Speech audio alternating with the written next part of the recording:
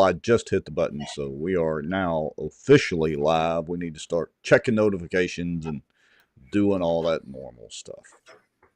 So The let's see. normal stuff, as if this was a political show. Although, with some of the Yeah, comments I've been seeing lately on social media regarding this show, it's just like politics. yeah, You it ain't is. I never mean, lie.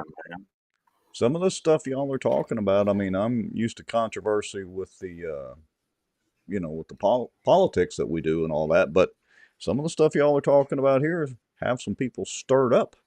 May as well be politics. No Yeah. doubt. No doubt. So last show, jumping right into it, I mean, that was a pretty controversial one. What do you say, Josh? That got the dander up of quite a few folks. Man, they were strutting like wild turkeys this week on Facebook, dude. Like it went nuts. Yeah, it did. It did. And so, we've gotten quite a bit of feedback as well, too. And there's a lot of folks that are complimented and said, look, we appreciate what y'all are doing. We're glad you're doing what you're doing. We're glad you're saying what you have said. It's long past due that somebody did start saying some of the things that you're saying. Yeah. And all of there were so many people that enjoyed that sitting ducks article, and that was a huge overwhelming response I got. But another one of the huge responses I'm seeing, I don't know about you, Duke, or you, Rex, but almost every other ad in my Facebook feed, or every post that I'm seeing, or every comment, they are just firing away, dude. Commercial after commercial after comment. I'm talking about coming out of the woodworks, dude. Yeah, I well, go ahead, Rex. Well, I was just going to say from the technical side, and I'll go ahead and do a little bit of the housekeeping while we're kind of on this train of thought. But the more that you click on those particular comments, the more the algorithm of Facebook or whatever social media platform is going to feed you what you want to see. So you have to remember, it's like I say all the time, Facebook didn't invent all these keyboard warriors. They were already here. It's just social media is just a reflection of that. And the more you feed the algorithm by clicking on that stuff, which you need to do, obviously, for to keep up with the commentary, the more you're going to see of it. So it's kind of a, self-serving, self-replicating deal. And with that said, I want to remind everybody, I just put it in our show comments, but a couple of rules of the road. We don't really moderate the commentary, and we welcome all commentary, even if you don't agree with us. Only a couple of minor rules. No vulgar language. I mean, a little cussing here and there, big deal. We cuss. We're all adults, but no vulgar language and no obvious trolling. And remember, Facebook deletes live videos. This is their new stupid rule for 2025. Facebook deletes live videos after 30 days. So if you want to see the show later on or go back and refer to something, make sure you subscribe on YouTube and watch us on YouTube, because we're on Facebook and YouTube. All right, all that out of the way. Back to Yeah, you yeah, yeah, guys. yeah. So yeah, Josh, you're right. I mean, I have seen an uptick and heard. I mean, I haven't heard advertising for conservation, a waterfowl conservation organization on the radio. In I don't know that I really ever heard one, but all of a sudden there is this uptick in advertising across the board in all media, and it's amazing, and I just can't imagine what has caused that to happen. Yeah. I think what this past week you told me that a local radio station you heard an advertisement, and that just blew you away. And I still hadn't heard one down here yet, but I don't think we're very far from it. Yeah, I would imagine so as well. And the last shows we've talked about some controversial issues. We kind of went through, I would encourage people that may not have watched the show before, you may want to go back and watch some of the previous shows. And, there's a lot of folks that may just hear Rex and I all the time with our other political podcast. It's kind of like a rule that we talk about things as we start progressing, and we overlook the fact that some people just join and they don't really kind of know what you're talking about and or what you've talked about before. So we would encourage people to go back to the previous shows, because we're not just giving our opinion, we're actually showing documents. We went in depth into like the Louisiana Wildlife and Fishery Committee meetings back in the 60s and the 70s. We went through the chronological order of things, and like you said, Josh, last show we kind of wrapped up of waterfowl management all the way up into the 90s, when we saw the major changes. And I think the biggest shock, like you said, was sitting ducks. I have seen a ton of comments come through from people, just talking about that and amazed. They had no idea and they'd never seen that before. Yeah, because those guys predicted everything that we're seeing right now. And, a lot of people, I've seen a lot of comments and from opposition guys. And the funniest comment to me is, oh, you should ignore that. You shouldn't listen to any of that old stuff, and we've had tons of guys saying this, but yet everything with anything to do with politics, with waterfowl, you have a history, and there are certain things that they have to utilize to know where they are today. I mean, if that wasn't the case, we would just say, forget about how many ducks we had in 1955 and forget about the equation, and we're just going to say there's X amount of ducks right now.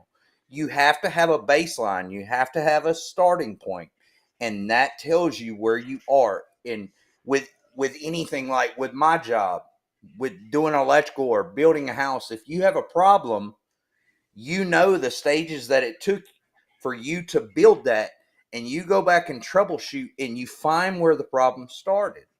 And that's why we utilize history to find out where the problem started with the mismanagement of waterfowl. And as you do that, that makes a lot of people uncomfortable. And in fact, when you started doing it, before the day was over, you were building swimming pools for yourself everywhere from donation dollars of people. I mean, you were and a lot of these same people that are around today still criticizing, and I call them social media influencers, because while we're from Louisiana and this show isn't dedicated to just Louisiana, but these guys are camped out on Louisiana and Mississippi in our social media, uh, forums, uh, casting doubt among people of Louisiana and making them question whether or not there have been changes in the flyway or not. And those are the same people that accused you of illegal things, and for what? All to minimize your voice, to minimize people hearing the message and the information that, hey, there's another side to this story. You're told endlessly it's climate and habitat. Climate and habitat, that's your problem. Climate and habitat. And then somebody jumps up and shows evidence that, wait a minute, that might not be accurate. And what do? Rather than stay on the facts, it goes to personal attacks. And that's when people have lost the argument, is when they devolve into that. And you experience that. I experienced it as well too. I mean, the first time I spoke out on this subject, they went after me. Louisiana Sportsman a long time ago. Yeah, but dude, even me, but I didn't get no. Like, but I didn't get no swimming pool. I don't understand. Well, I tell you what, we'll build you one, but you got to buy it, man. But no, but even me, like just this week, I call someone out on their bull crap, and I'm not calling them names. I'm not being mean about it. I just state the facts of who he is, how he's connected, and then he starts playing the victim. But this was the same guy that on his own podcast was full blown attack mode, Rambo style on social media. Like, so I just state the facts of who you are, who your wife is, and all of a sudden I'm attacking him. What? How is that an attack, dude? Well, the point is, and to the social media influencer that you're specifically talking about, he was presenting himself as this non-biased resource of waterfowl information. And like we said in other shows, it's funny how every time you start talking about waterfowl management, the people that oppose what we're saying it always seems to end up that they have a monetary interest one way or the other. And in this case, while he was doing a social media show criticizing, he didn't name us and what we're doing, but it was clear he was talking about us. And as he was criticizing us, and he even was, in my opinion, he was criticizing Bradley Cohen, Cohen Labs, Yeah. you know, but he doesn't publicly say he has a monetary interest. And to take a shot on social media at you, or why does he not disclose that what you were talking about his wife, you weren't personally attacking his wife, you were attacking the point that he has a vested interest in the outcome because his family member is a Ducks Unlimited director for what again? Conservation director for Atlantic Flyway, the entire Flyway. Right. So my wife and I don't derive any financial benefit from waterfowl. I get nothing. And you don't either, unless it's a swimming pool, according to the other people that want to try to spread lies and innuendo. But we don't get anything. But yet, somehow or another, these other people want to go out there and have you believe that what they're saying is the gospel, but they don't disclose to you all of the facts, or for you to make the opinion or make the judgment of whether or not they're biased or not. They don't disclose that. And that's a problem. And people in waterfowl hunters that are trying to learn and get information, y'all need to be conscious of that. You need to be conscious and wary of people who have a vested monetary interest in the resource. I'm sorry, but any time that you got a person, so whatever we say, fact check us. If we're wrong, cuss us out. Tell us, hey, you didn't take that from the right source or whatever. We try to always get the best sources we can, read the information straight off the page, and give you the position to where you can say, okay, I can see where that is a valid point. But whenever you have someone that is supposed to have the interest of not only the duck hunters, but waterfowl in general, to where they're supposed to be protecting this resource, tell you, do not research it for yourself. Do not look into any of this information. Just trust what I am saying because it's all factual. Yet his podcast is called Foul Weather. So he's talking about weather. He's not a meteorologist. He doesn't have a PhD or a master's in waterfowl biology or ecology. He has a PhD in zoology. Nothing against that. But the two things that his podcast is named after, he doesn't have anything to do with from college. I don't understand it. Well, and I find it egregious that anyone would say you should just trust us and not question us. I that goes all over me. It isn't the idea behind science is that you do question everything and you do study it and all. I mean, isn't that what science means? But Yeah. Again, I'm not modern day waterfowl management or a scientist, so I guess that excludes me from being able to have an opinion. But with all of that, with all of that said, moving right along, let's get into something other than us just talking, and let's share a little bit of information. So, uh, where are we at? The opposition. So, you know, yes, we put some notes down talking about goalposts and talking about how, in the past, I mean, what was it, Josh? The first thing, there isn't any flooded unharvested stuff. That was a claim sometime back. And then there wasn't any. There was on refuges, but there wasn't any on private lands. And now we know that it's on private and public lands. And what else?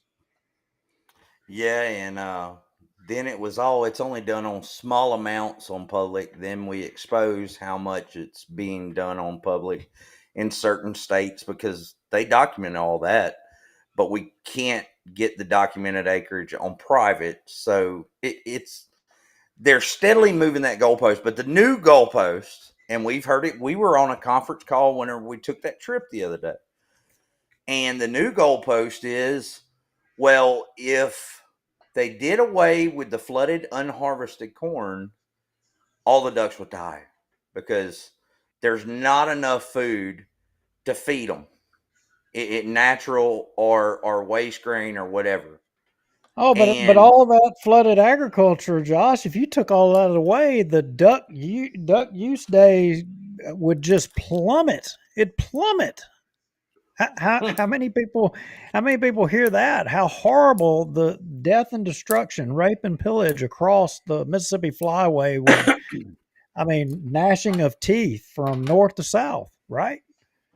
yeah, I mean, so I mean, it's the I mean, the modern day welfare line would come to a screeching halt. Is kind of what the way I understand it. Is that not the way you understand it? that's how I've understood it. Like, they're all claiming that if the crops didn't exist, the unharvested crops, that the ducks would just die basically right in the place that they're standing. And who knows? Maybe if we do away with it, it happens, but I don't think that's true. So, Well, well, look at there. There it is. There is the welfare line. Except, I don't think the welfare is all the way down to the Gulf Coast. It's not there anymore. It stops about halfway. In now in this that. is one of the only things that we're sharing right now that's a real document that we can't say is fully facts because we know that it stops somewhere right there in the middle. Now, wouldn't you say, Yeah, Duke? that is definitely a fictional,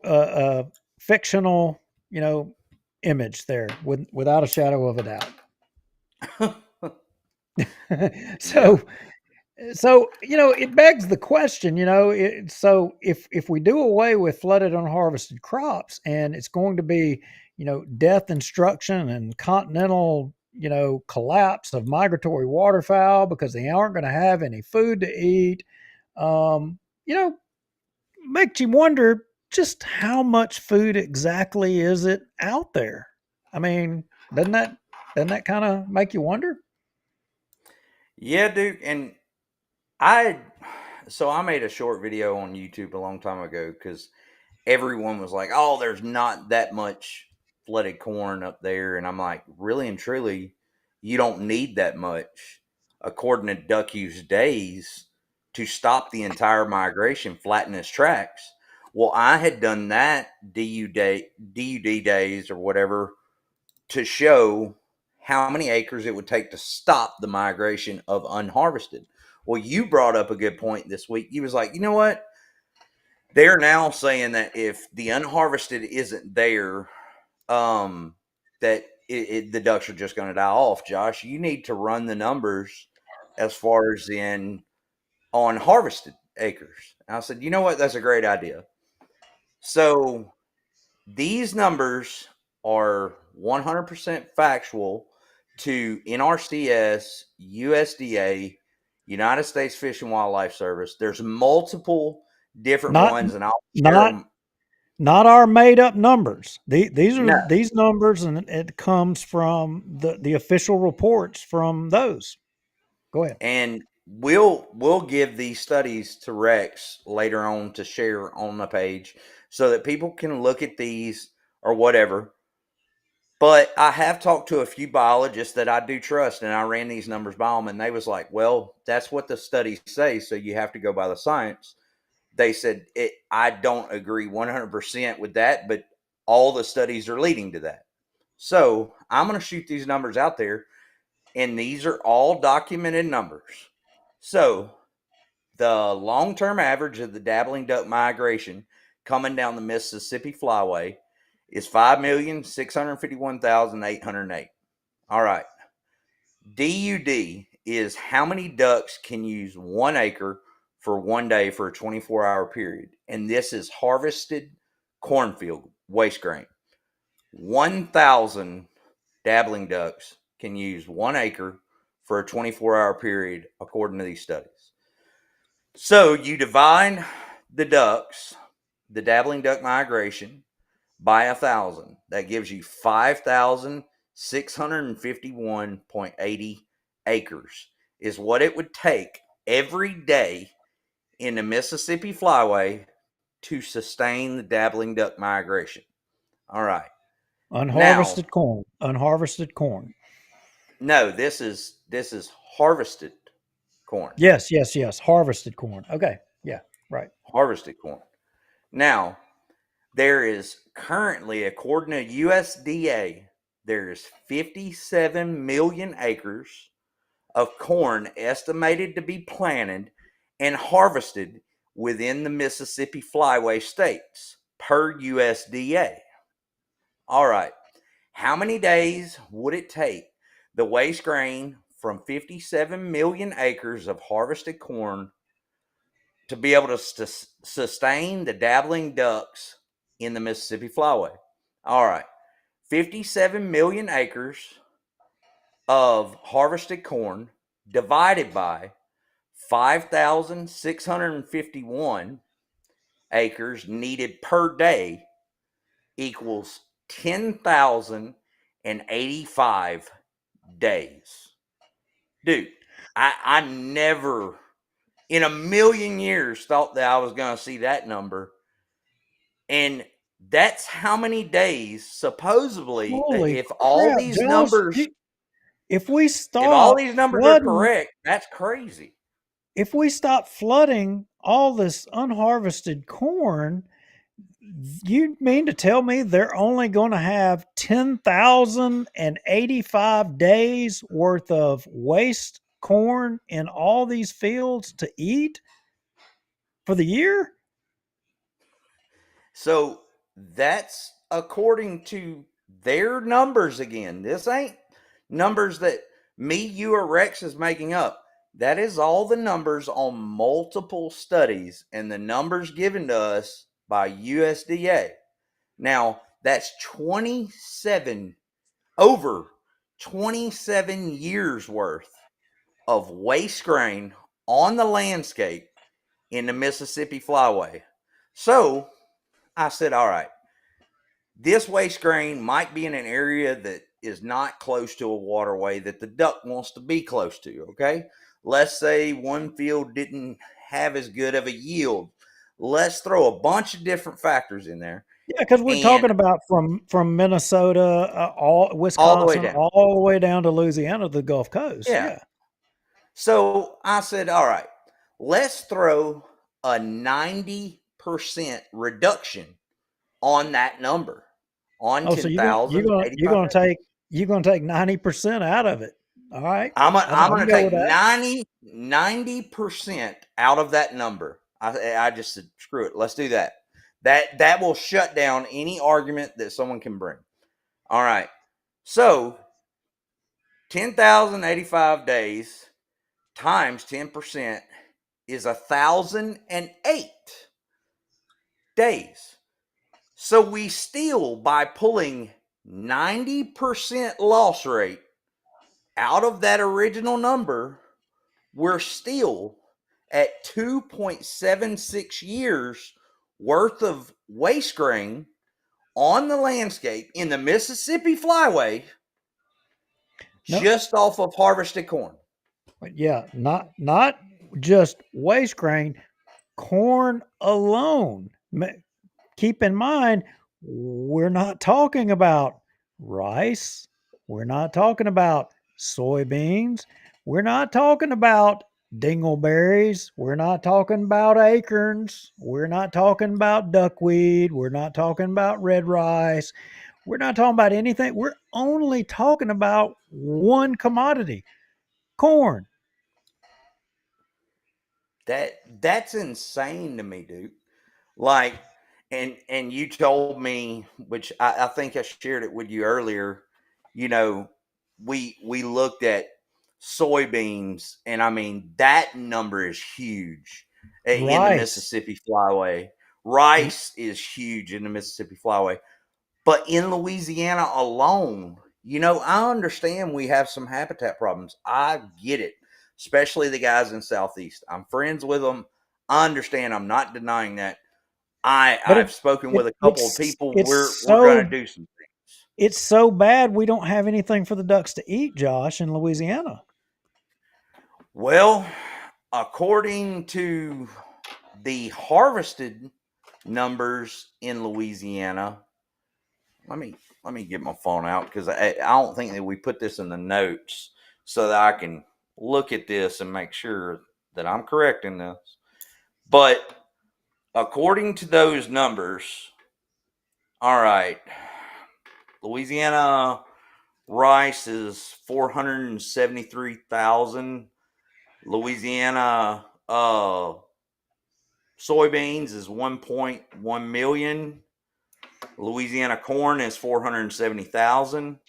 So with just the waste grain off of those alone, according to the numbers, again, this is not our numbers. We're utilizing what they have in these DUD studies. According to that, just off of our waste grain alone, we're supposed to be able to sustain 5.6 million ducks for 177 days. That's not counting the marsh. That's not counting moist soils, lakes, anything else. That's just off of waste grain. And now we understand, the whole thing that guys are saying in North Louisiana with them disking stuff under, to the max and turning it to powder. We understand all that. We are just going off of the numbers that are provided of what that grain after harvested is supposed to sustain. So I need to clear that up. Well, it begs the question, if there is that much food on the landscape, across the board, and then what is the justification for flooded unharvested agriculture crops for the purpose of hunting migratory waterfowl? Why are we doing it?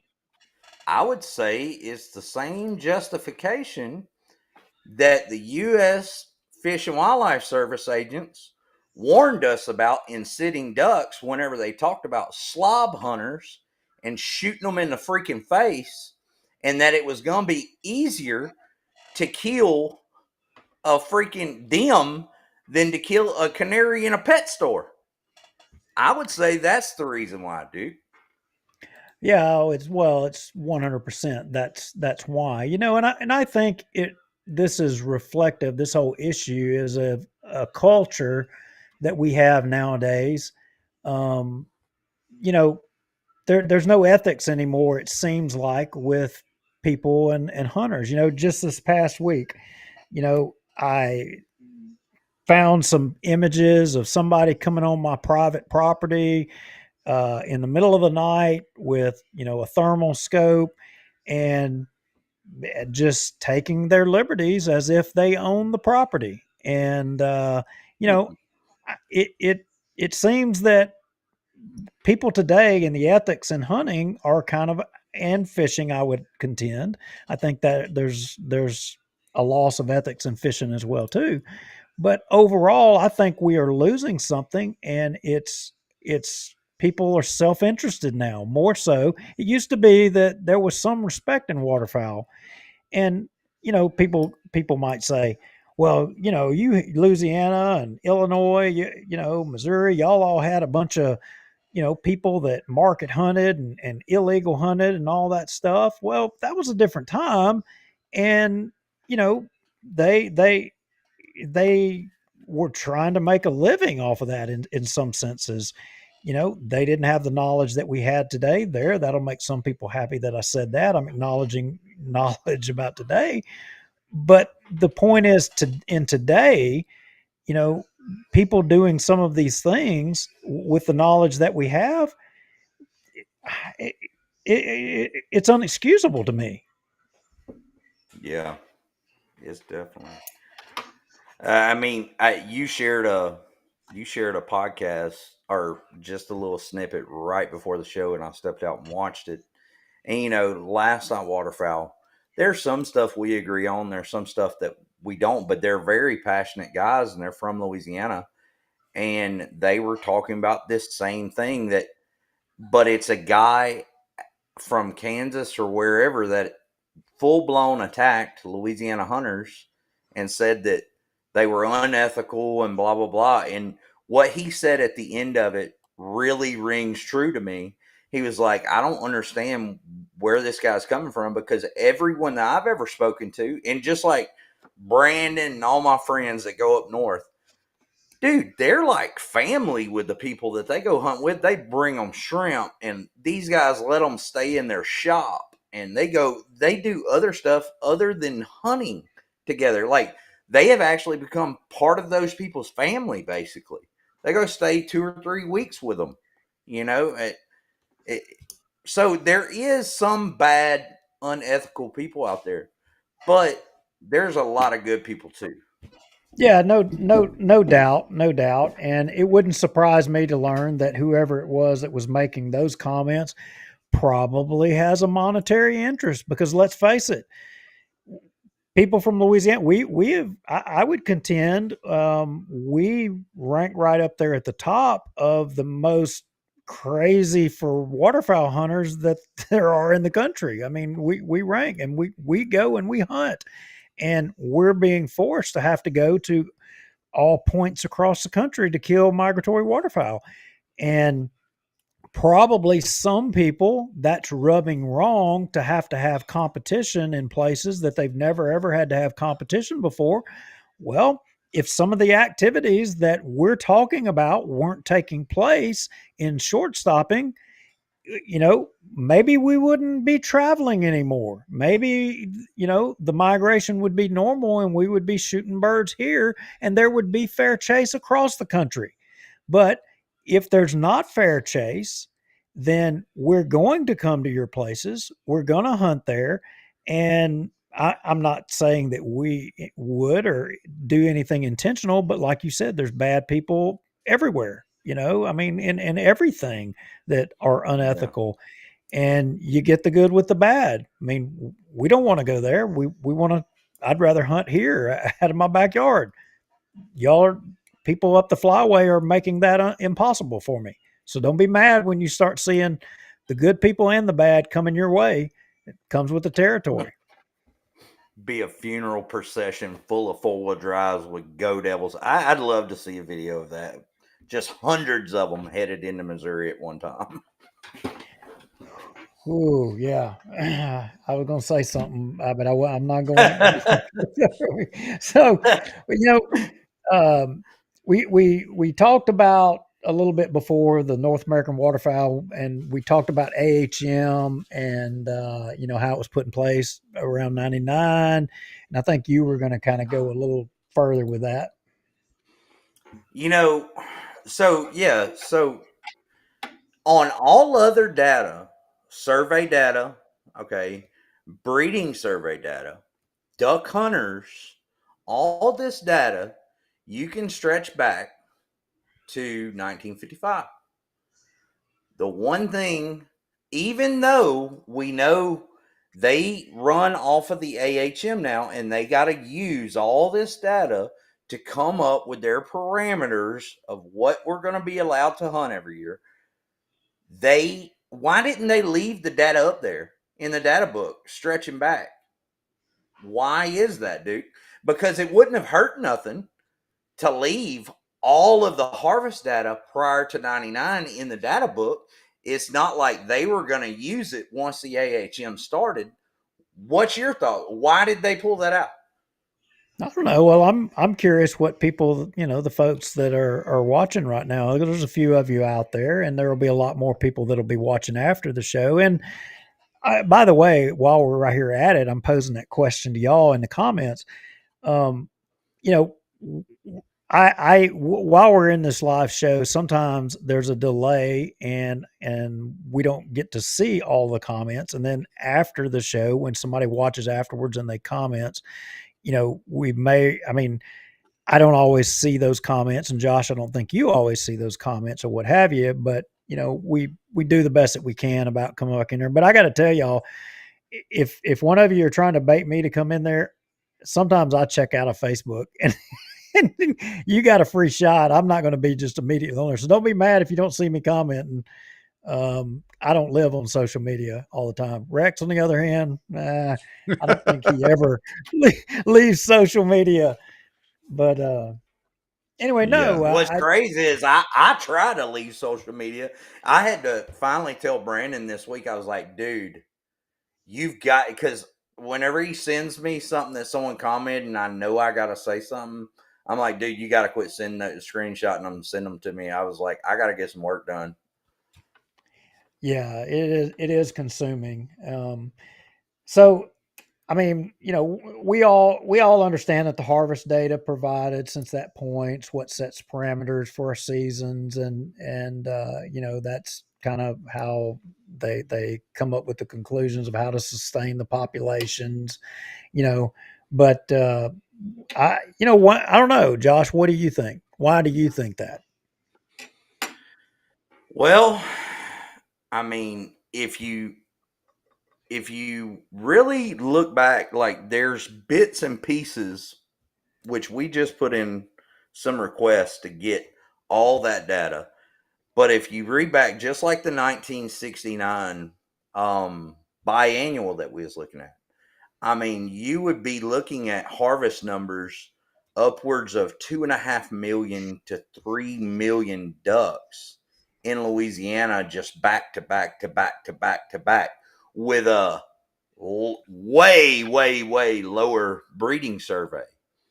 And honestly, just my personal opinion, this is me, Josh Goins. I think that they pulled that data out because you see the harvest in. I mean, hell, if you pull the blue and green wings out of the harvest data, I think it was for 23 and 22. Whenever I ran it the other day, Louisiana killed 120,000 ducks after pulling blue and green wings out.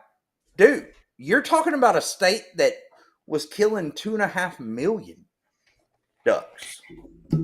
Hey, I got a trivia question for those of you watching. Do y'all know what town was known to be the baiting capital of America?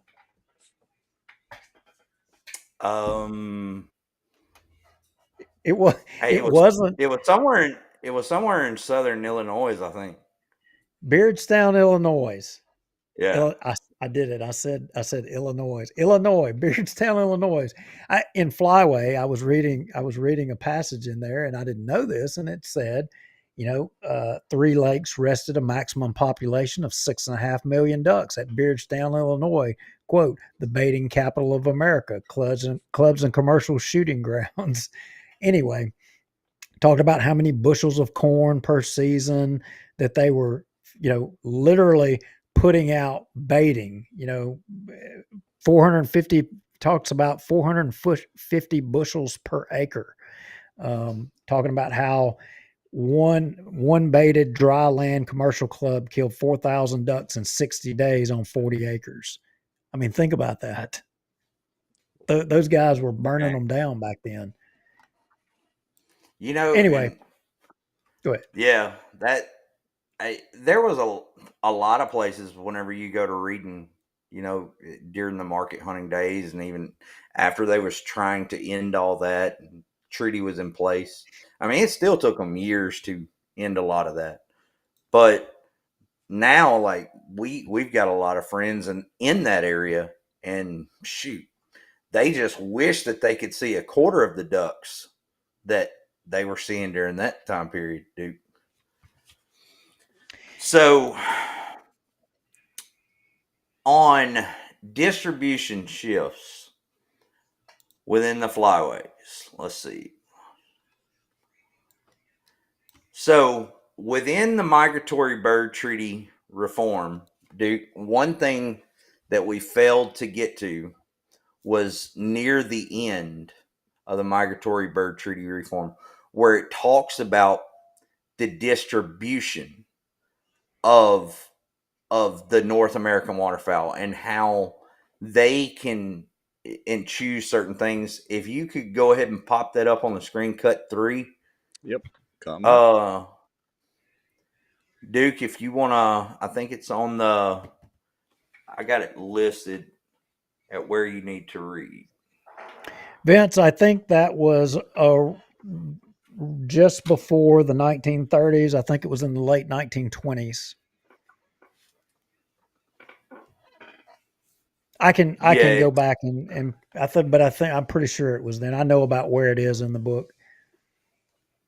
So, yeah, let's see, Josh. I am off my notes here now. So, the point of this right here, and you know, we had somebody kind of making an issue of us in the previous show, and I'm sure he'll go to chiming in once I say it, but trying to make an issue that saying, oh, we didn't know the difference between the proposed languages and the final rule and blah blah blah. I mean, we were clearly saying the difference between those in the show and what the intent was. That's why we showed it, because it wasn't our words, but they were trying to make something out of nothing. The fact of the matter is they articulated the reasons, the intentions, why they were doing what they were doing, why they were even making a change in the first place.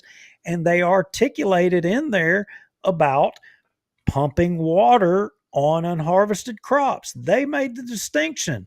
There were criticisms of us saying that they didn't clarify nothing. There was no terminology about clarifying or blah blah blah.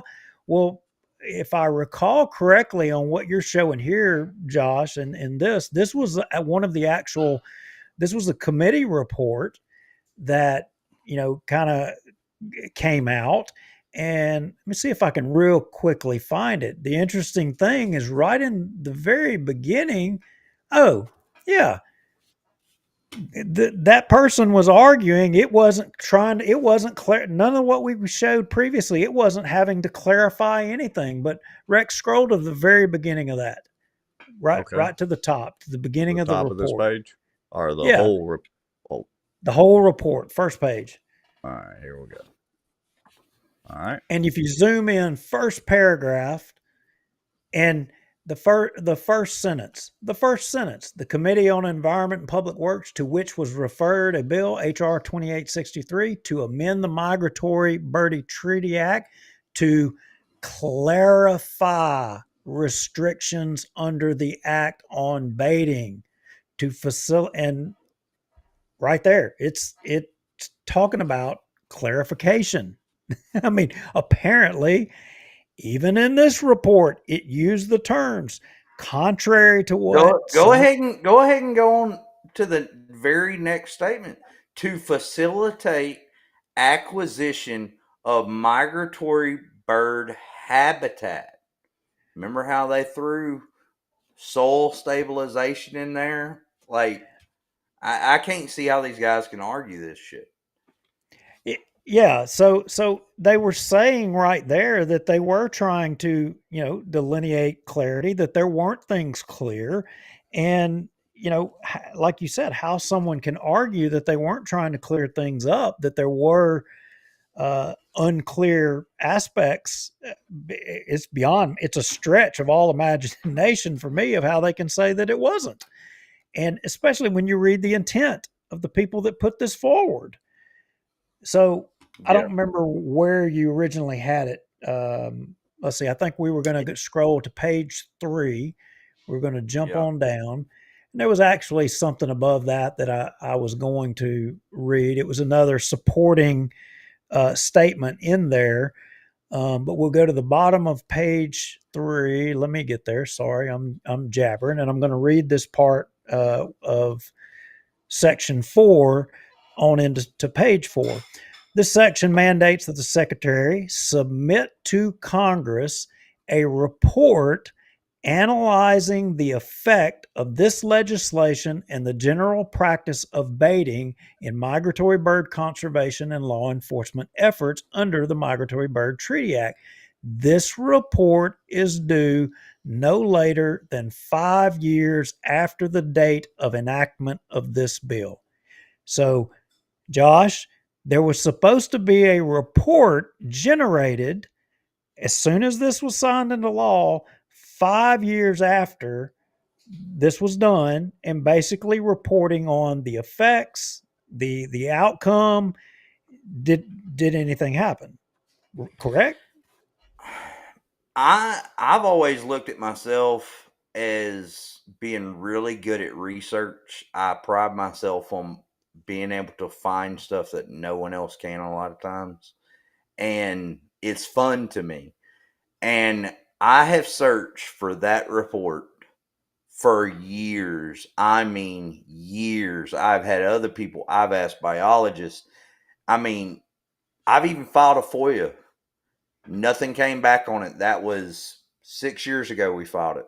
Nothing came back on it. So we recently filed a FOIA on May the 25th, and they've got 3 or 4 more days. They still hadn't sent us anything on it. So either A, it was never done, or B, it was done and they didn't like what it was saying, so they never reported it. I don't know. So, but either way, if the report was done and not released to the public, or if it was just simply not done, either way, it's another questionable thing for the public in regards to transparency in waterfowl management. Another example to where not everything is put out in the public for the public to consume because I'm not sure how the report would have reflected after 5 years.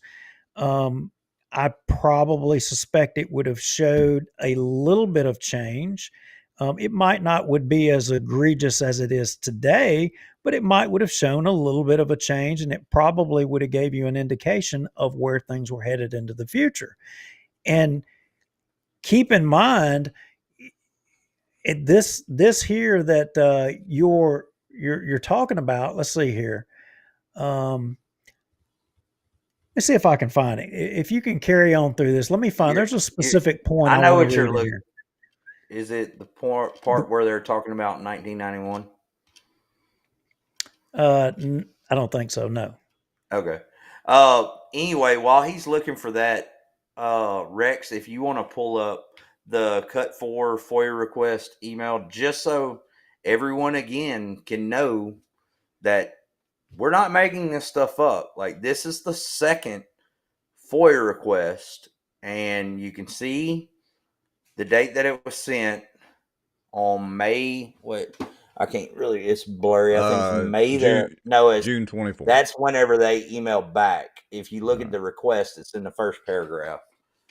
May the 25th. Yes. Yeah.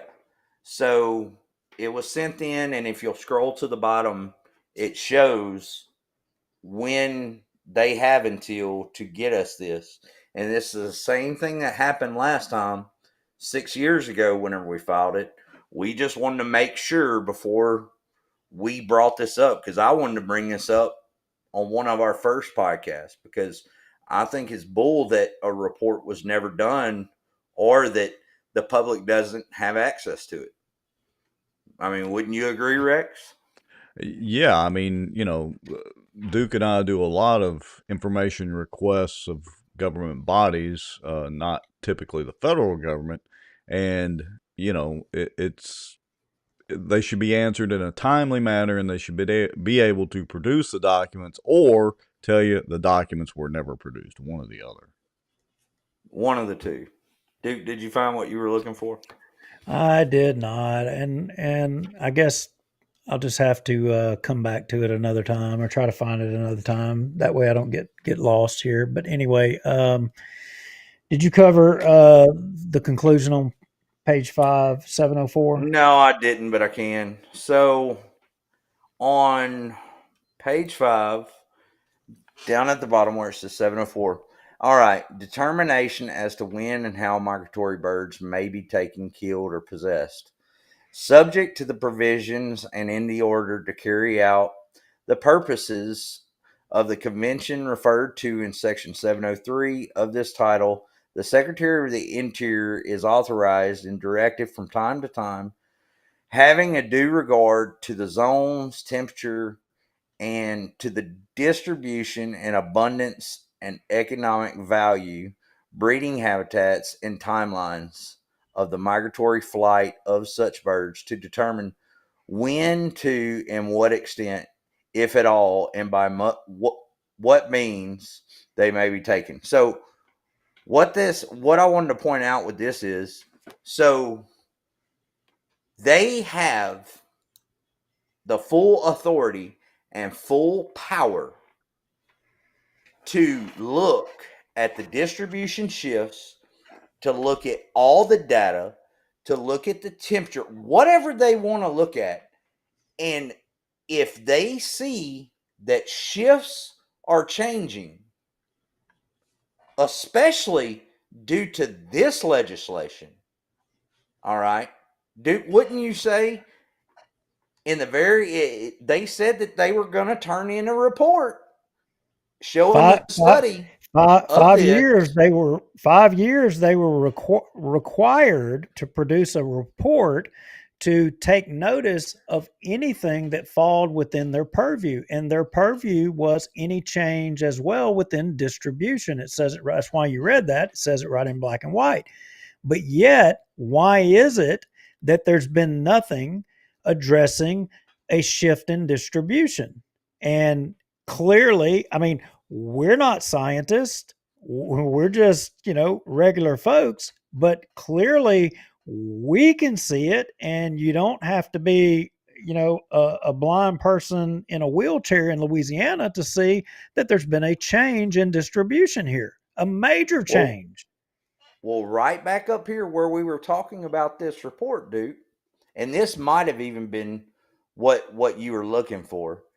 It says there relatively little evidence exists to definitely support either side of the debate on the merits of this legislation. That's exactly what I was looking for. 3 general issues of debate were raised, and each should be addressed in the report. The first is whether baiting itself has a significant impact on conservation of migratory birds, and specifically whether this impact can be compensated by adjusting the bag limits and seasons. Okay? Now, the second... hang on.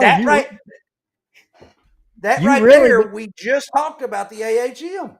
You really don't have to go any further forward in that, because now we already know the answer. And you know how we know the answer? Because waterfowl management tells us that harvest has no impact. Harvest doesn't matter. It's irrelevant. Who knew? Exactly right. Who knew? You're exactly right, dude. that But yet, why do we even have baiting regulations? If harvest doesn't matter, why do we have any regulations whatsoever? Why don't we just leave it wide open? Let us all bait. You know, why? We shouldn't even have a slot limit on bass at all on any well, lake. we No shouldn't have limits. a slot limit because the slot limit doesn't do any good unless you actually keep some fish. And as bass fishermen, we religiously turn back well over 80% of the fish that we keep. So, But it would be Rex, you like see shooting the ducks and reviving them and turning them back loose. yeah, I mean it's like saying that bass fishermen or fishermen in general, you have no effect on the population of fish. I mean, while I would find it unlikely that humans could catch every fish, but essentially this is the same as saying that humanity can't over harvest waterfowl. It's ridiculous to me. Well, yeah, and especially if it was like, the days that y'all were talking about of old where they were doing the market hunting, if you turn, just talking about black bass, if you turn black bass into a commodity fish, that people could harvest and sell commercially, you would absolutely see that. Now, I will argue this one point, I won't belabor it because I know we need to get on with y'all's topics, but one difference in the bass and the ducks is going to be bass are a highly renewable resource. We have stocking ponds and stocking programs where they're raising millions and millions of fry. I don't think they're doing that, or correct me if I'm wrong, guys. I don't think they're they doing that with ducks. they aren't, and the reason is because there's so many different negative aspects to releasing farm raised ducks. I mean, Right. there's tons of studies against that, and then you don't know if they're going to migrate. You don't know what's going to happen with them. You know what a bass is going to do once you put it into the water. It's Yeah, going to gonna swim and start eat and eating. going to bite a hook. Right. You know, but I mean, I was watching the documentary this week, and I mean, it was crazy to me. It was about how they wanted to get rid of the Indian tribes, and they decided, okay, we know how to get rid of them. We're going to kill off all the freaking buffalo. And if you don't think that an animal can be killed off by man in a short amount of time, you need to watch the new Kevin Costner documentary, The West, because Oh yeah. it's pretty crazy at how fast they killed off the North American buffalo, like really fast. Right. And there Yeah. was, I think they estimated at one time there was like 30 million buffalo, and they got down to like less than 1,000. I Well, mean, look, dude, that's insane. even white-tailed deer, and I don't want to get off too far on another tangent, but around the turn of the century, the white-tailed deer population in the U.S. was minimal, and it's thanks to a lot of farming and other things and agriculture that we got into that helped, plus all the deer management But practices that came into play that helped that's exactly repopulate the right. deer. Mixing the Wisconsin blues, therefore you've got that renewable resource. Right. They had an area up where you are, an area where I am. They were able to put that resource back onto the landscape and save them. But you can't. The only way to save the ducks is to save their habitat in the breeding grounds. Like, and we've seen it's not happening there. So let me pose another question. I know Duke. Don't let me detract y'all from where y'all are headed, but I'm very familiar with the wild turkey repopulation in the state of Louisiana because back in the long story made really short, part of the history of the outdoor news is this was an actual television show that I did with my longtime friend and partner back then, John Brown Jr. And most people don't realize that the reason we have a turkey season in the state of Louisiana right now is because of the timber industry. So they would raise the turkeys up in the Midwest, Tennessee, Kentucky, and all that area, and then the timber industry paid lots of money to help repopulate the turkey population. I know this because one of our good friends was the head biologist, and we used to go shoot the video of releasing the turkeys. Now, I don't know. I mean, there's a huge difference in turkeys and ducks, and turkeys don't really migrate per se. But it just seems to me like, y'all were talking about all the money that DU's supposed to be putting into, into the birds and all that, and the breeding grounds and all that. They need to be figuring out how to breed the ducks. Well, Rex, you make a good point, and I interestingly, those are questions that a lot of people would like to know. But here's the problem: like this report that mandatorily was supposed to be done within 5 years of passage, of these changes, that's not out there in the public domain for consumption. With for multiple FOIA requests over, a long period of time, no positive results. Interestingly, similar questions have been posed before, and I think I mentioned this in a previous show. I think it was Commissioner Fred Miller around 2003, whatever year it was, the first year that Delta Waterfowl got money from the state of Louisiana for predator management. When Ducks Unlimited made a presentation, the commissioner asked for an accounting of every dollar that Louisiana had given to Ducks Unlimited to date. And he wasn't talking about, again, the generalization that, we took your money and we spent it in Saskatchewan to secure leases. He wanted an accounting of every dollar, basically longitude, latitude, acres, contracts. He wanted the details. It's kind of how when we talk about, in fact, we had a meeting recently and we told people, you can get a budget all day long, but the devil is actually in the details. Get the P&Ls and look at the fine print. It's the same thing here. That's what he was looking for. Well, fast forward at a point, I was at a meeting and I personally asked the state waterfowl coordinator, and I would just say his name, Larry Reynolds, because he can't deny it. It's on video. Specifically asked the Louisiana waterfowl coordinator. I cited this commissioner asking that question at that meeting way back then. And he when I asked, I said, has that report ever been generated? And before I finished my sentence, he said, yes. And I said, oh, so you have exactly the fine details, acre for acre. You have, and he's like, no, I don't.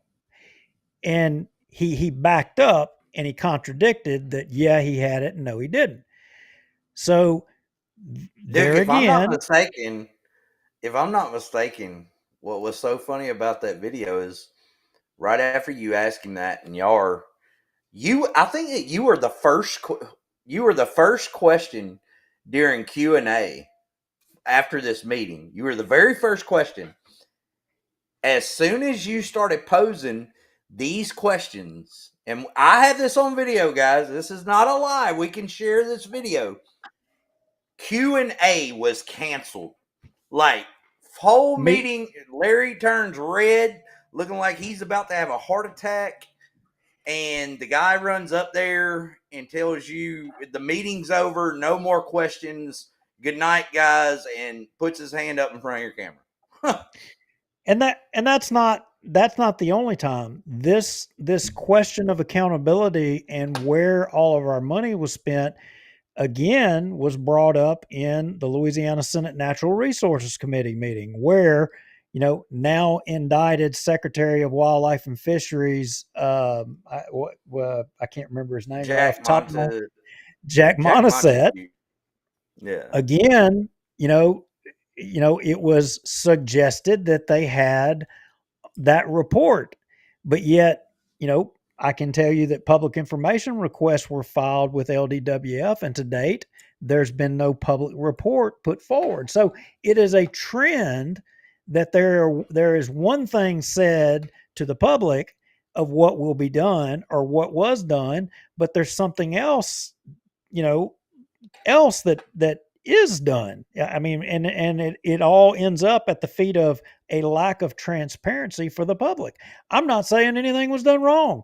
I'm saying I want to check it for myself, but for some reason I can't. For some reason, you as just Here's the thing. Joe Blow waterfowl hunter are you can't have access to any of this information. It's your money, If your nothing tax was done dollars. wrong, if nothing was done wrong, why wouldn't it be visible? I'm not saying they did anything wrong, just like you.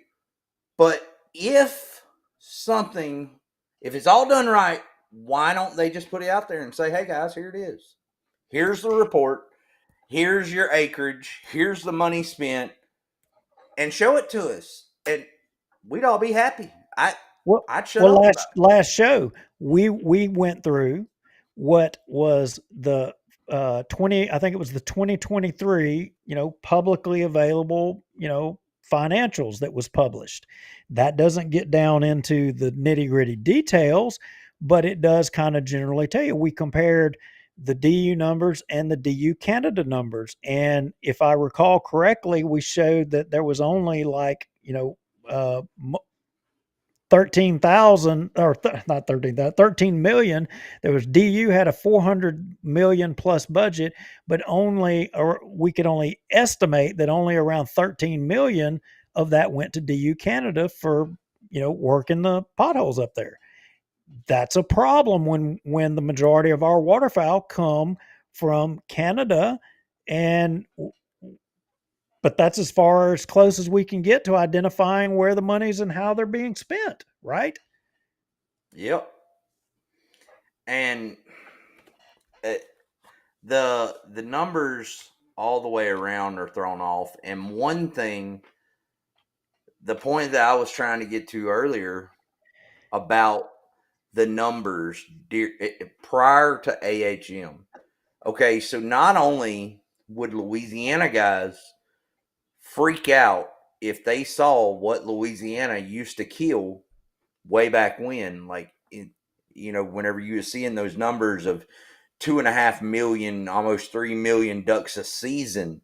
Okay, well, Louisiana guys also would be freaking out if they could see the numbers in those other states that they're saying, oh, even though their survey numbers are going up, all right, their hunter numbers are coming down, supposedly, but yet they're harvesting way more birds.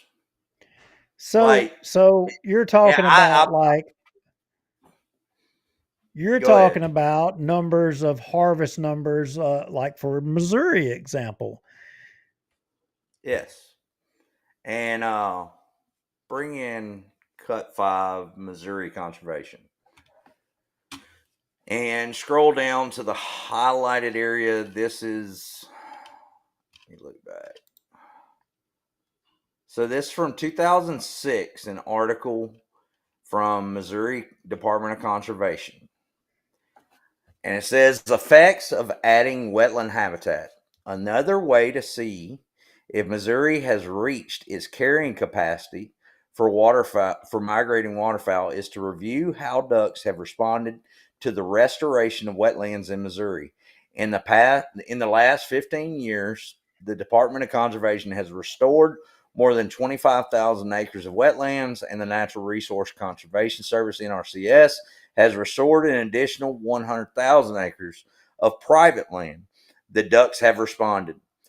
The number of duck use days on managed state and federal wetlands areas in Missouri jumped from an average of 21.2 million in the 1970s to 32.1 million from 1994 to 2004. Hunters have reaped the benefits. Before these restorations, the statewide harvest topped 300,000 only once. Okay, in the history, so from 1955, whenever they started recording these numbers, to to that point, it had only topped 300,000 one time. All right. So I'm sorry, from 1961 to 1996, only topped it one time. Since 1997, the harvest has never been below 300,000 and as frequently has topped 400,000. Well, guess what, brother? It's went way higher than that now. And every one of you guys, I urge you to go look at the Mississippi Flyway data book and look for yourself at how many ducks are being harvested in Missouri during this time frame from 2000 to now, knowing that their hunter numbers have dropped. And y'all choose for yourself of what's happening here. So I don't know, dude. Well, it seems to me that, probably one could look at the losses that we've seen, and I think that you could mathematically uh, see that part of this gain here is, it's a loss. It's our loss. I mean, they're It's a the improvement. again, it's a distribution change. Oh, but Exactly wait a what we minute. read about. We can't say that, can we? That's not scientific. Anyway, all But right. you can pull up Cut 6 Illinois, and I just did this because it's stating the same thing. It's showing how many ducks were being killed in Illinois during these time periods, and we now know, especially now that Illinois is going to stop putting the flooded corn on their state properties and stuff. Those guys are about to be waving it across the river at their ducks. But it's all to do with these birds have shifted where they were. The surveys show it. The harvest show it. Okay, but not only that, they're sitting on unhuntable refuges a lot of times. They're going nocturnal, so therefore everyone's losing hunters. What am I missing here that waterfowl management, modern day waterfowl management, they are totally ignoring this problem. They if I can see it, you can see it, and everyone else can see it. And I'm not a biologist, and I'm not making money off of ducks. Y'all aren't biologists. What is the problem here to do? Like, why? Why aren't they saying anything?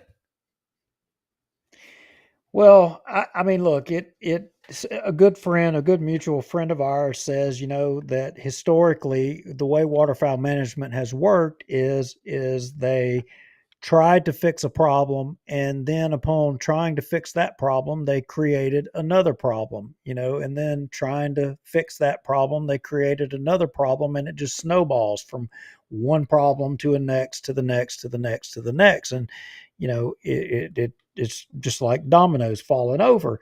And that's the case here. The problem up here was originally, that I can remember the Canada goose and going up and hunting Canada geese up there, and that started going away. And I don't fault anybody up there from wanting something else, but why, you go to the Canada goose, and why did they start losing the Canada geese? There was a couple of reasons, but essentially at the end of the day, it was short stopping. They got short stopped. And, but here's the thing, we got short stopped before that, and then the people that short stopped us got short stopped. And fast forward, and that problem with the Canada geese transitions to creating a problem with waterfowl. And now the same thing, the short stopping that happened with the Canada geese, is happening with the ducks. Again, creating more problems. And at what point are we going to stop trying to, create more problems for everybody and get back to fair chase for everybody. Exactly right. And one thing I wanted to point out within this document right here, and we'll have Rex share it just so you guys can see it. It's a lot of numbers and a lot of figures. But what it's pointing out in here is what is happening to their Canada geese. Not only does it says that their total ducks harvested during this year was 216,000. Now, according to the harvest on the Mississippi Flyway data book, Illinois raised up between the year 2000 and now. They took a steep incline and then they started going downhill. The more properties that were built across the river from them, and the more refuges were built on their state, and the more properties that were built up in the Chicago area that stopped the Canada goose from them in southern Illinois. Well, now their numbers are going back down. But it says right here, it talks about the Canada geese, the quota zones, and how the migrating Canada goose in southern Illinois was dropping off. So therefore, it leads into the problem that we got now. And that they, and that's when you started seeing the transition over to ducks. So let's go ahead and go to cut 7, Rex. All right, got it. Yeah, I'm bringing it up. All right. So this is a Colin Kane article that I had read years ago, and it rang true to me in so many ways. This is December 29th, 2000. The fickle nature of the Canada goose migration was threatening well-established hunting clubs with the extinction. I was losing customers for years because our hunting was so poor, said C.J. Worthington, owner of Worthington's Hunting Club at Olive Branch. In desperation, club owners turned to duck hunters. Established goose clubs began managing for ducks, and several clubs managed primarily for duck hunting have sprung up in the past few years. The results have been remarkable. 5 years ago, we probably didn't kill 100 ducks, said Colin Kane, owner of Grassy Lake Hunting Club at Ware. We killed 1,500 ducks last year. That's a pretty good year to be a secondary resource. Most club owners are farmers. It has really helped me in that aspect. The new emphasis on duck hunting has probably saved the industry in southern Illinois. At the least, it is definitely the wave of the future. The last year, the geese didn't get here until the last 10 days of January, Worthington said.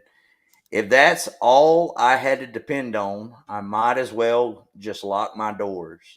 The geese had been staying up north, and so had the hunters. Again, Duke, right there. Was it weather that stopped them then?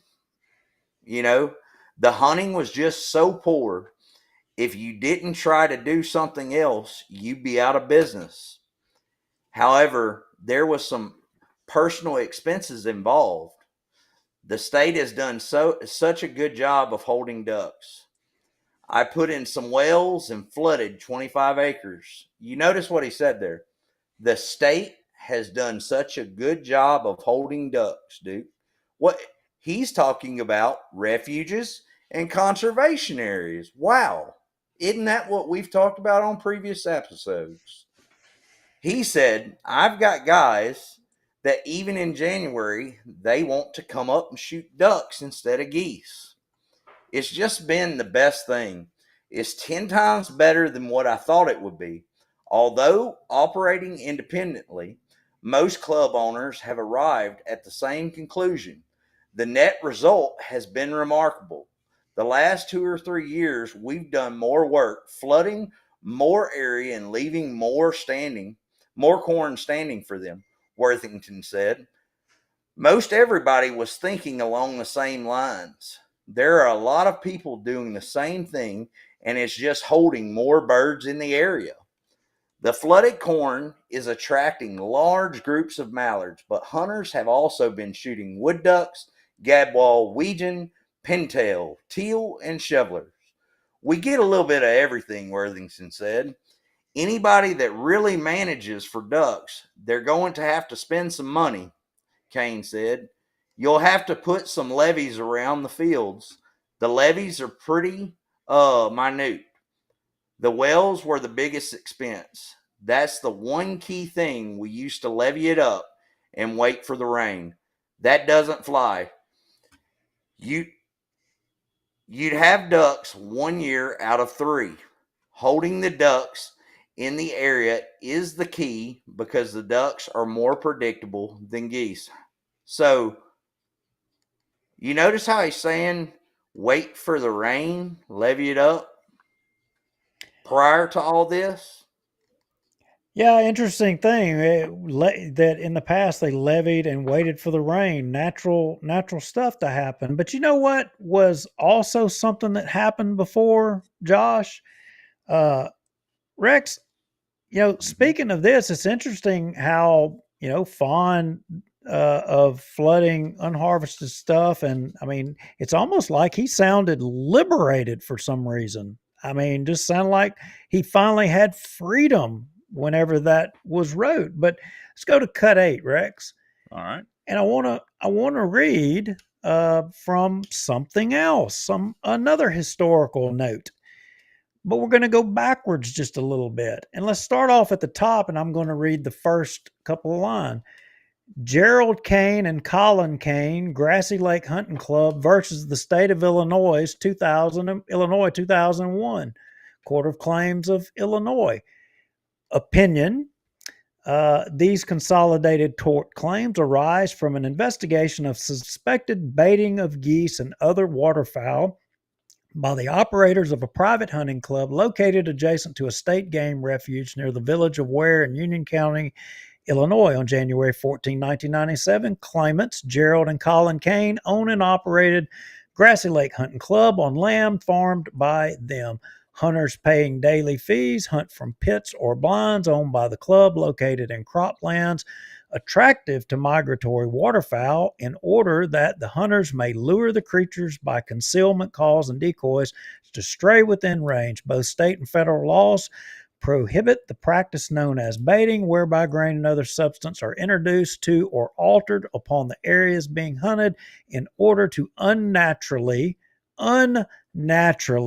create circumstances more attractive to the wild game than would exist under normal crop production methods. In this case, both state and federal conservation agents jointly commenced an investigation of claimant's club on or about January 11, 1997, as a result of an anonymous tip that illegal baiting activities. And this thing goes on and on about what they observed, with farm machinery being operated in suspicious ways and areas. And, the, the point of this is, I guess, he or they, like a lot of folks, maybe from there, were probably really happy when the laws changed. They got all excited because they didn't have to have fear for being arrested and, on things like this anymore. I mean, what a weight and burden off of their shoulders. How nice. Yeah, and it talks about if you we can share this so that everyone can read it or whatever, but it talks about the abundant corn stalks of full ears of corn that had not been harvested. And it talks about how this is not normal agricultural practices, that this is only to lure and attract birds. And it specifically talks about partially harvesting. What do we have nowadays do? Partially harvesting. This is everything that now is good to go. But this was in 1997, and they got their ass busted for it. And this was 2 years prior to that law change. And it clearly states everything that those guys in sitting ducks were predicting. But yet you're right, in that news article that I just read where he's bragging about, and I have nothing against Colin King, like, but at that time he was the real deal. Like he had a huge operation going, and I've asked tons of guys up there about him, but guess what? Colin Kane don't even have them no more. They're shortstop north of him and off to the west of him, and now what he was benefiting off of, now somebody else is, and it's the same thing. Whenever it might not be affecting you personally this year, but eventually it's going to catch up and it's going to affect you. It affects everybody. It catches up to you. Yeah. So, Josh, we put out a note here a while back that a lot of people, and especially in waterfowl management, not everybody in waterfowl management agrees that there's a lot of people that they can't speak out, for fear of losing their job. I mean, because let's face it, the people who are pro legal baiting, they have an influence machine. We see that influence machine being, ginned up right here around Louisiana as we speak, because I would contend that the most complaints that, about the state of waterfowl hunting and waterfowl management, it's obviously not coming from Missouri or, kind of up in that neck of the woods. But it is a growing number of people complaining from different parts of the country, but the majority of it is coming from down our way. And, I think that's going to continue, but the media thing is churning up, and we promoted a way for waterfowl management people to be able to reach out to us and give us information, because we know that there are things that have been hid from waterfowl hunters. We know that it exists. We know that there are things out there that if everybody were able to have it for themselves to consume, they may be on the fence and not sure. They probably would come to a different conclusion if they were able to see the data themselves. So we told everybody about, being able to create a Proton Mail account with an anonymous, we don't know who it is. Not even the U.S. government really can know who it is. I mean, I guess they could ultimately find a way, but it would be real hard for them to do that. And that has produced some positive effects, has it not, Josh? Yeah, definitely. So, I think that we got one for you to read, dude. Yeah. So, we anything shared with us, we would never put it out, the name or who or what. We wouldn't put out publicly. We're not going to do that. That would be the point, even if they do tell us. And we got a note here recently, and I'll start reading it. I live in, I'm not going to say where, and have routinely duck hunted in the South Mississippi Delta and same latitude across river in Louisiana for 36 years. I've keenly followed the recent debate among duck hunters and waterfowl biologists on lack of ducks migrating to Louisiana and Mississippi. Northern short stopping issues, hot food versus moist soil management, farming practices, migration pattern shifts, accuracy of bird counts, etc. From my perspective, the declining wintering bird numbers began in my region in the late 1990s and is a result of many complex interactions. At that time, much of the ag land in our area was being converted into WRP and continues to be.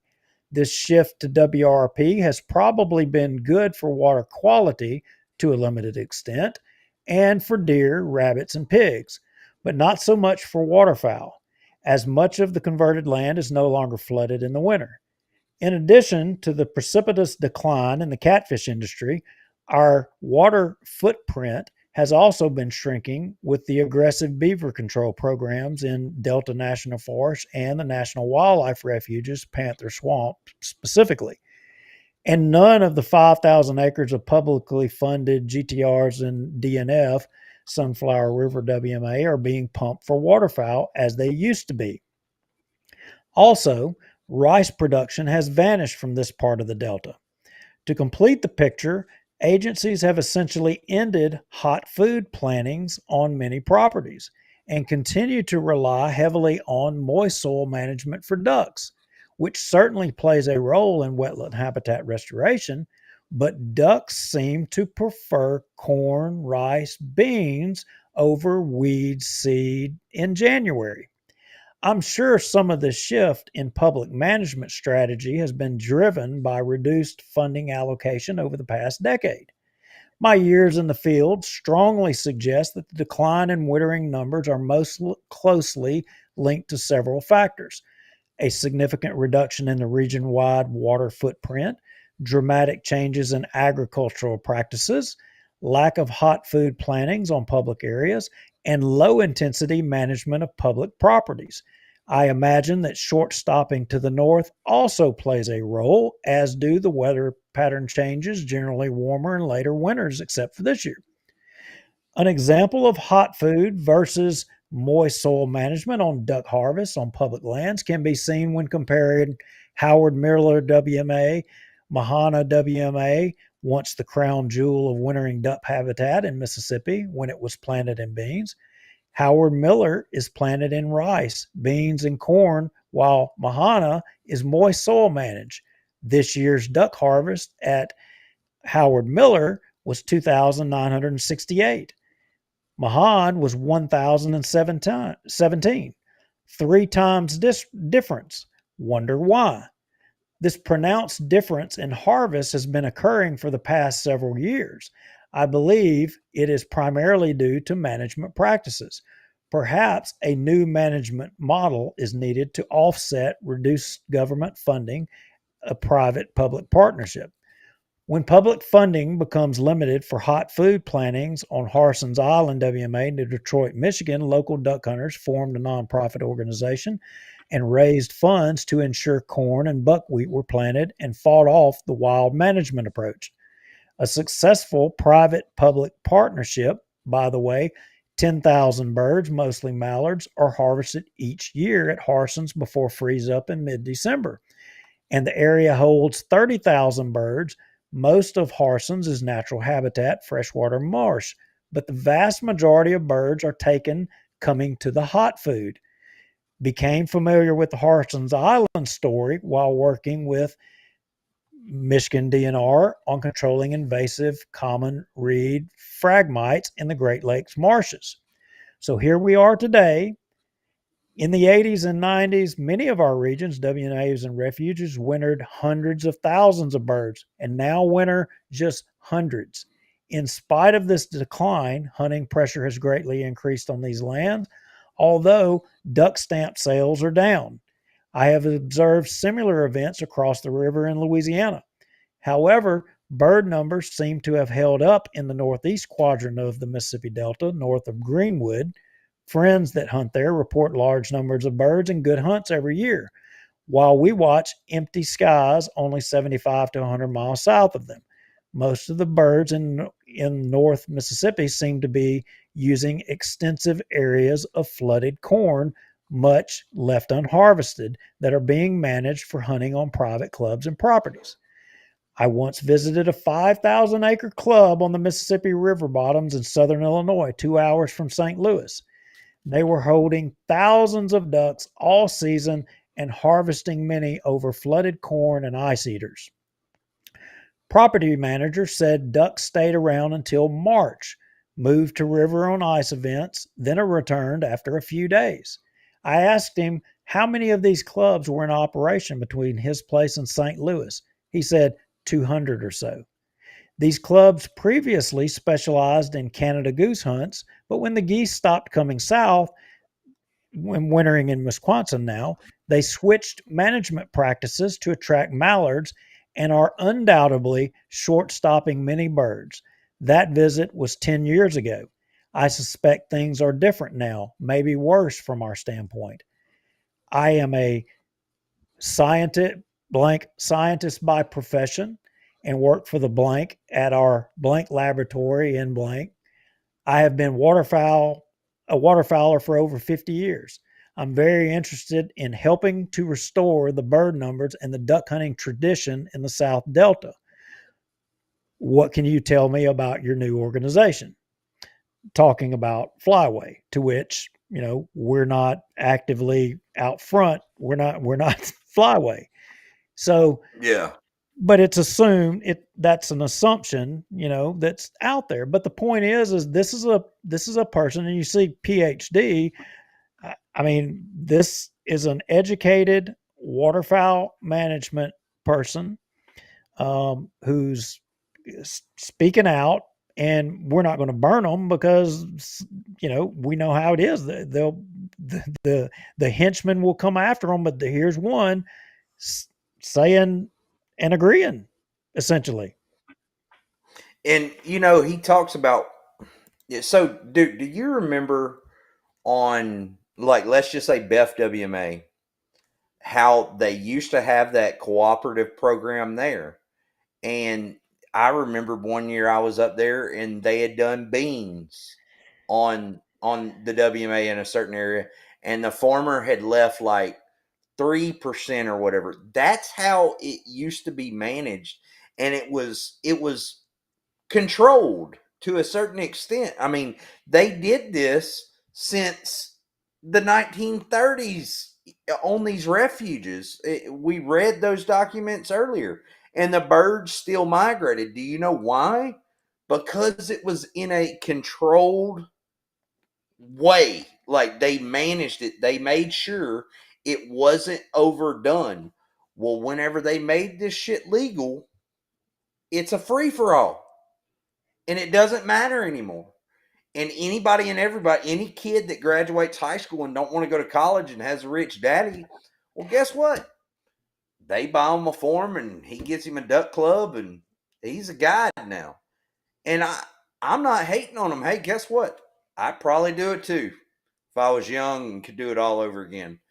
But it's manipulating the flyway, and it's bad for the ducks. At the end of the day, it's not true conservation. You can say it's conservation. You're full of it. You're doing it to shoot them in the face. That's it. End of story.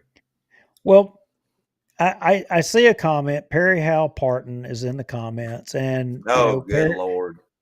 Perry goes at it pretty good. He doesn't agree with anything that we say, and that's fine. He's entitled to his opinion. I would like to ask a question of Perry, and I want to know, Perry, do you make any money off of waterfowl hunting in any way, shape, form, or fashion? Do you have a monetary interest? Do you make money? Do you guide? Do you own property that's leased for duck hunting? I mean, do you make money in any way, shape, form, or fashion? I mean, do you make duck calls? Do you a widget? I don't care. Well, I want to know. Anyway, so I think that's about all that we have for tonight, right? Yeah, pretty much. And I think the evidence is out there. I don't think, I know the evidence is out there that waterfowl management has failed us, and they failed us in that we have allowed this resource to be commercialized. And just like us reading all of this information regarding Colin Kane, it was all a business. It was a business before the cornholios began doing everything they were doing it, and it was a business after, and it's all about the monetization of ducks. It's not fair chase anymore. It's about money. And people say, how are we going to get the young people into this? Well, the young people aren't going to be able to afford to do it anymore. That's the bottom line. You have allowed corporate interests to buy this resource, and the numbers of kids and this heritage, it's going away. It's not coming back because not everybody's going to be able to afford to do it, and unless it changes. And you know, we'll see. I'm going to Yeah. fight till I can to change it, and even against those with the monetary interest. Yep. You're right, dude. Well, I would say, interestingly enough, now is the time to be able to do that because we are literally living in the information age. Being able to put out this podcast, being able to research a lot of information, a lot of that you can do online. Where days of old, you had to go down to the library or try to find all this stuff, and now we have I the remember. internet. Yeah, and now we have the internet podcast. Look, if Perry doesn't like what y'all are saying, Perry can go start his own podcast and talk about whatever he wants. I mean, that's the He beauty of all this. he can talk about us. That's Yeah. fine. He can go start his own podcast and talk about us at the end of the day. But like you said, Rex, and I've heard you say it before, and it's so true. This is the great equalizer. This is the great Yes. equalizer. It doesn't matter how much money that you have. We can put this message out there, and people can hear the information, and they can draw their own conclusions. Is what we are saying, is it factual or is it not factual? You can read the document. Perry says that they didn't have to clarify anything. Nothing was changed. I just read for you earlier, it used the word clarify. I read in the last show where it used the word clarify. Yet some people say nothing changed. It didn't clarify nothing. There was nothing to clarify. It was all crystal clear. But yet they use the word clarify, not me. They. What's that old saying about you can lead a horse to water, but you can't make it drink? I think in this case it might be you can lead some jackasses to water, but you can't make them to drink. Yeah. Well, anyway. Well, hey, enjoyed and appreciate everybody being here tonight. We hope this was informative, and hope that you'll come back next show. And just look. Here's the thing: even if we didn't plant another kernel of corn in the country today, if we didn't do it, you know what? There's enough rice to support, and I'm talking about harvested. There's enough rice. And if we said to hell with the rice and the corn, both, and we never planted another one, there's enough beans. But if we said, hey, you know what? We're not going to ever plant any more corn. We're not ever going to plant any more rice. And we're not ever going to plant any more beans. You know what? The ducks will still have enough food continentally to survive, to fly back to the breeding grounds, to do it all over again. So the argument that these jack wagons make that, oh, we got to have all this unharvested flooded corn for the duck use days because they'll starve to death, it'll be mass chaos, and we won't be able to infect them with avian influenza on a mass scale to send it back to the prairies to try to kill more. It, you know, hopefully we'll get lucky and we'll transmit it over to some coons and skunks so they'll stop eating all the nests up on the Ducks Unlimited tracks so that we have less ducks coming in than going out or whatever. All right, I'm losing it. or you've right, already man. lost it. One of the two. I'm done. All right. Appreciate you guys both. Like to remind everybody to like and share. Also subscribe to YouTube. Remember, Facebook does delete live videos, and this is live, no takebacks. But Facebook does delete live videos after 30 days. You have the email address at the bottom, theoutdoornews@protonmail.com. If you want to send us an email, go make your own Proton Mail account if you want it to be anonymous. And like Duke said earlier and read, don't put any identifying information in it. We do read those and take action if we need to or whatever. Anyway, what else, Mr. Josh? That's it, man. I enjoyed it. I think it was very informative, and I love it at how every show ties us right back to our older shows. So it's a good thing, man. I appreciate y'all's time. Appreciate everyone watching. We're out of here. I'm hitting the finish button in 3, 2, 1.